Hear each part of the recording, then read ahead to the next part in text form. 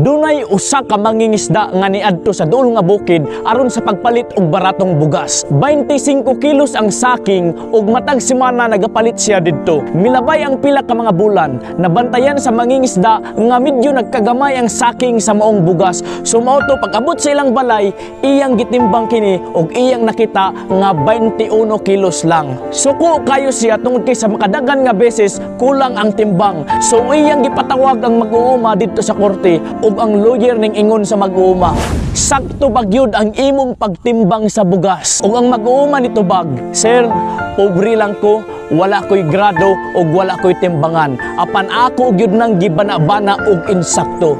Ug ang lawyer nangutanap ang usab, giunsa nimo pagbana-bana ang 25 kilos? Ug ang mag-uuma nitubag, sir, ang tinuod nga istorya, nagapalitan ko og 25 kilos nga isda sa ilaha matag semana ug pag-abot sa balay, magkuha ko og bugas ug ako nang banabanaon ug kung mabalance na ang bugas ug ang isda, sure ko insakto na gyud na 25 kilos. Ug kung kulang manggaling ang akong ginabaligya nga bugas, siya ang nanglimbong. You see, sa kinabuhi dinhi sa kalibutan, doon na lang gyud usa ka balaod og prinsipyo. Kung unsa ang imong gihatag ngadto sa ubang tawo, mao pud nay madawat nimo. Pero dunay usa ka tawo nga nagubaan nga balaod. Sa sitwasyon nga bisan pa ang atong nahatag sa Ginoo gamay lang, apan ang atong nadawat nga panalangin o grasya dili masukod og dili matimbang.